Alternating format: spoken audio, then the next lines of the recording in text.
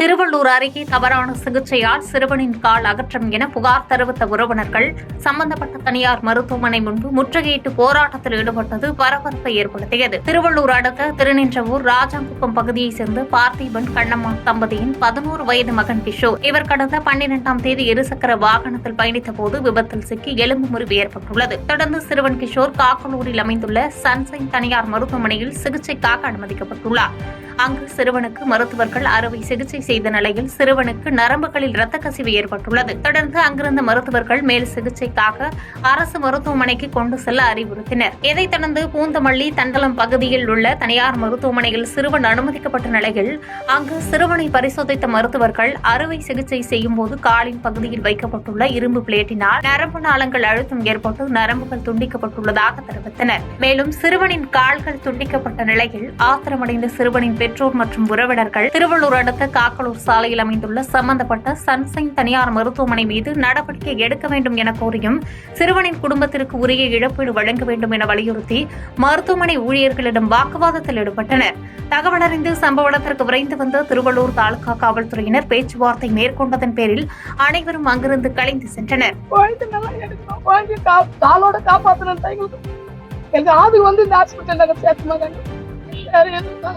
காசு உடனே கட்டணும். நாங்க 75,000 அப்படியே நாங்க பாதி காசு கட்டணும்.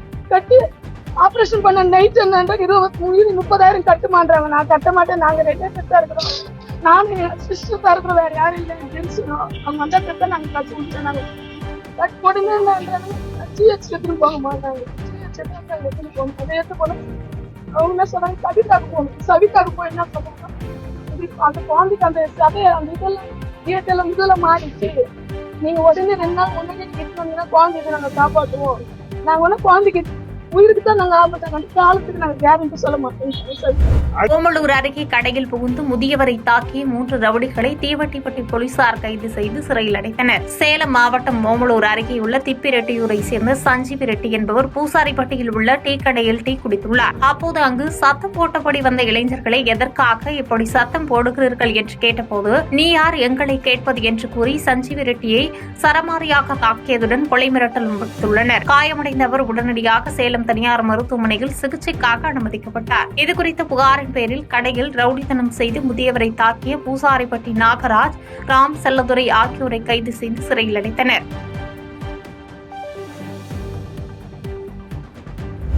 ஆரணி அருகே நடைபெற்ற காளை விடும் விழாவை முன்னாள் அமைச்சர் சேவூர் ராமச்சந்திரன் தொடங்கி வைத்தார். திருவண்ணாமலை மாவட்டம் ஆரணி அருகே ரெட்டிப்பாளையம் கிராமத்தில் வைகாசி திருவிழாவை முன்னிட்டு 42வது ஆண்டு காளை விடும் திருவிழா வெகு விமர்சையாக நடைபெற்றது. முன்னதாக இந்த காளை விடும் திருவிழாவில் முன்னாள் அமைச்சரும் ஆரணி அதிமுக சட்டமன்ற உறுப்பினருமான சேவூர் எஸ் ராமச்சந்திரன் சிறப்பு அழைப்பாளராக கலந்து கொண்டு விழாவினை தொடங்கி வைத்தார். இதில் பல்வேறு மாவட்டம் மற்றும் மாநிலங்களைச் சேர்ந்து சுமார் 300க்கும் மேற்பட்ட காளைகள் பங்கேற்று பாடி வாசல் வழியாக சீறி பாய்ந்து ஓடியது பார்வையாளர்களை வெகுவாக கவர்ந்தது.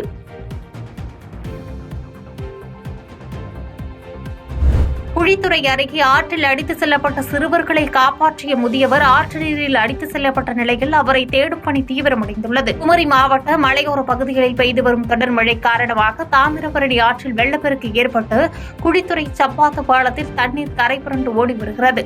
இதனால் சப்பாத்து பாலத்தை பொதுமக்கள் பயன்படுத்த தடை விதிக்கப்பட்டிருக்கும் நிலையில் அதே பகுதியைச் சேர்ந்த 2 சிறுவர்கள் ஆபத்தை உணராமல் தடுப்புகளை கடந்து சப்பாத்து பாலம் வழியாக நடந்து பிஎல்சி மைதானத்திற்கு விளையாட சென்றதாக தெரிகிறது. அப்போது எதிர்பாராத விதமாக ஆற்று தண்ணீரில் அடித்து செல்லப்பட்டுள்ளனர். இதை கண்ட அங்கிருந்த முதியவர் ஒருவர் ஆற்றில் குதித்து சிறுவர்களை காப்பாற்றிய நிலையில் முதியவர் ஆற்று நீரில் அடித்து செல்லப்பட்டு மாயமாகியுள்ளார். தகவலின் பேரில் அங்கு சென்ற தீயணைப்புத் துறையினர் நீரில் மூழ்கி மாயமான முதியவரை தேடும் பணியில் தீவிரமாக ஈடுபட்டு வருகின்றனர்.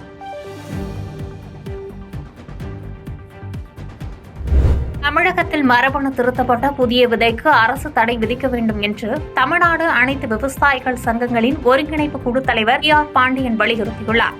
இது தொடர்பாக தஞ்சையில் விவசாயி சித்தர் ஆகியோர் செய்தியாளர்களுக்கு கூட்டாக அளித்த பேட்டியில் மரபணு திருத்தப்பட்ட விதைகளின் ஆய்வுக்களமாக காவிரி டெல்டா மாவட்டங்களை பயன்படுத்திக் கொள்ளலாம் என்று மத்திய அரசு தெரிவித்துள்ளது அதிர்ச்சி அளிப்பதாக தெரிவித்தனர். தமிழகத்தில் மரபணு திருத்தப்பட்ட விதைக்கு தடை உள்ளது, மேலும் உச்சநீதிமன்றத்திலும் வழக்கு உள்ளது. அப்படி இருக்கும் வேளையில் மரபணு திருத்தப்பட்ட விதைக்கு அனுமதி அளித்ததை ஏற்றுக்கொள்ள முடியாது என்றும் தெரிவித்தனர். இந்த விதையின் சாதக பாதகங்கள் என்ன, இவற்றால் தீமைகள் ஏற்படுமா என்பது குறித்து முழுமையாக ஆய்வு செய்ய தமிழக அரசு சிறப்பு வேளாண் குழுவை அமைத்து ஆய்வு செய்ய வேண்டும் என்று வலியுறுத்தியதோடு தமிழகத்தில் மரபணு திருத்த புதிய விதை விற்பனைக்கு தமிழக அரசு அனுமதி அளிக்கக்கூடாது என்றும் கேட்டுக் கொண்டனர். மேலும் தங்களது கோரிக்கைகளை முன்வைத்து திருவாரூர் மாவட்ட ஆட்சியர் அலுவலகத்தை வருகிற 3ஆம் தேதி முற்றுகையிட்டு போராட்டம் நடத்த உள்ளதாக தெரிவித்தனர். தற்போது மத்திய அரசாங்கம் மரபணு மாற்று தொழில்நுட்பத்துக்கு எதிரான உச்சநீதிமன்றத்தில் விவசாயிகளால் தொடரப்பட்ட வழக்கும் நிலுவையில் இருக்கிறது. வழக்கை எதிர்கொள்ளக்கூடிய மத்திய அரசாங்கம் மரபணு தொழில்நுட்பத்துக்கு ஆதரவான வகையில் உச்சநீதிமன்றத்தில் எழுத்துப்பூர்வமான அறிக்கையை கொடுத்திருக்கிறது. இதனை எதிர்த்து தீவிரமான போராட்டத்தில் களமிறங்கிய நிலையில் உச்சநீதிமன்றத்தில் வழக்கு நிலுவையில் இருக்கிறது. வழக்கு முடிவுக்கு வரவில்லை. இந்த நிலையில் மரபணு திருத்தப்பட்ட விதை என்கிற பெயரில் தமிழ்நாட்டிலே ஆய்வுக்கு தமிழக அரசின் ஒப்புதல் பெற்றிருப்பதுதான் மிகப்பெரிய அதிர்ச்சி அளிக்கிறது.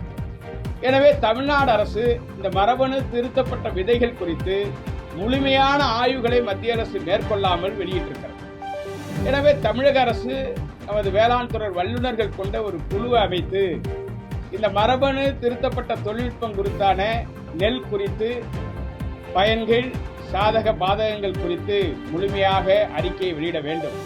குறிப்பாக இந்த திருத்தப்பட்ட மரபணு மாற்று விதையினால் மண்வளம் பாதுகாக்கப்படுமா, உற்பத்தி பெருக்கப்படுமா, உற்பத்தி செய்யக்கூடிய உணவு அரிசி மனிதனுக்கு நஞ்சில்லாத உணவாக அமையுமா என்கிற கேள்வி எல்லாம் எழுந்திருக்கிறது. எனவே அது குறித்து ஒரு வல்லுநர் குழு அமைத்து தமிழ்நாடு அரசு ஆய்வு செய்ய வேண்டும். செய்திகளை உடனுக்குடன் தெரிந்து கொள்ள கீழ்கண்ட கேபிள் மற்றும் டிடிஎச் நெட்வொர்க்குகளில் எம்நாடு செய்தி தொலைக்காட்சியை காணுங்கள். பாதகம் செய்பவரை கண்டால் நாம் பயம் கொள்ளலாகாது பாப்பா. மோதி மிதித்துவிடு பாப்பா, அவர் முகத்தில் உமிழ்ந்துவிடு பாப்பா. அண்மை செய்திகளை உடனுக்குடன் தெரிந்து கொள்ள இணைந்திருங்கள் எம்நாடு தொலைக்காட்சியுடன்.